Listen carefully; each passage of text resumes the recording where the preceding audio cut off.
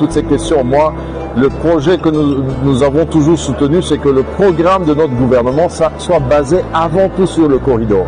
Parce que du corridor, on peut développer le secteur minier, le secteur agricole, le secteur de l'habitat, l'industrie, etc. Sans moyen de locomotion, sans moyen de déplacement des hommes et des marchandises, il n'est pas possible d'avoir une économie qui va monter. Maintenant, le corridor de Lobito n'est pas la solution, la seule solution. Et nous avons aimé l'approche de son Excellence, Monsieur le Président Félix Tshisekedi, de dire le corridor de Lobito se fait, mais comment est-ce qu'on fait tout ce maillage de routes, de voies navigables, par exemple Kalemi, etc., de rails sur le corridor de Lobito qui doit démarrer. Et là, nous sommes en retard. Nous sommes en retard par rapport à la Zambie, nous sommes en retard par rapport à l'Angola. Et donc, nous, en tant que sénateurs, nous pressons notre gouvernement de ne pas attendre les fonds de la Banque mondiale, mais de mettre au moins un fonds significatif de 50 à 100 millions de dollars. Pendant qu'on parle de Lobito, c'est pas normal que le gouvernement congolais ne mette pas l'argent sur le corridor de Lobito, mais donne aux équipes de football en Europe, par exemple. Hein. Et ça, je suis critique, là, je mets mon chapeau de sénateur.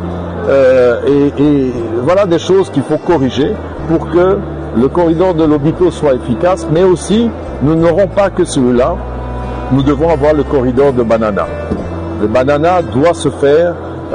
Pour nous, nous avons fait une recommandation, c'est le long de la ligne Inga-Katanga. C'est très facile, au lieu de suivre Il est beau doit toujours fonctionner, mais on n'a pas besoin de rupture de stock. Et puis nous aurons toujours Walvis Bay, nous aurons toujours Durban, nous aurons toujours Dar es Salaam. Aujourd'hui, nous sommes à 3 millions de tonnes. Nous allons passer dans 7 à 8 ans à 8 millions de tonnes de minerais.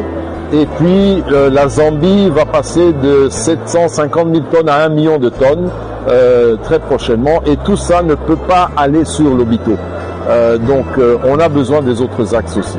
Et voilà l'importance. Maintenant, sur la transformation et la chaîne de valeur, effectivement, il nous faut de l'énergie, il nous faut de la technologie. Nous ne pouvons pas seulement être une zone où on vient creuser et emmener le produit ailleurs.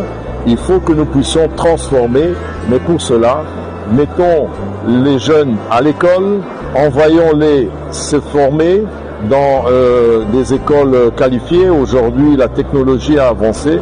On a besoin que l'intelligence congolaise, la jeunesse et la génération future soient capables. Parce que si nous faisons des industries, nous allons placer les Chinois au Congo, ou bien nous allons placer des Sud-Africains, ils sont prêts. Il faut reformer le programme. Nous sommes un pays minier, nous sommes un pays pétrolier, nous ne sommes pas toujours un pays politique pour faire Sciences Po.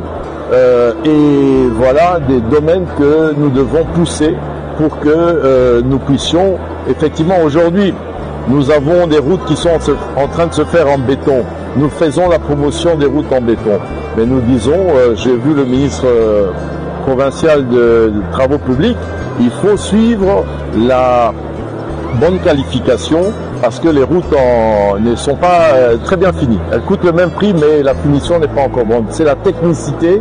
Et nous avons mis en place, Expo Béton a mis en place le club BTP, c'est une chambre de commerce des sociétés de construction, ainsi que la chambre des métiers de l'artisanat pour l'apprentissage et la certification du personnel dans le domaine de la construction. Aujourd'hui, notre rôle, c'est celui de mettre en place le cadre. Ce cadre-là n'existe pas, vraiment n'est pas fonctionnel, n'est pas efficace, et donc c'est le travail que nous faisons à travers Expo Béton et en étant au Parlement pour que nous puissions avoir le cadre approprié et les acteurs appropriés. Parce qu'aujourd'hui, on vit de l'autoconstruction. On doit quitter l'autoconstruction et cela demande bien sûr, la loi est sortie, le crédit bail est sorti. Il faut une loi sur la construction et sur l'habitat et sur l'urbanisme.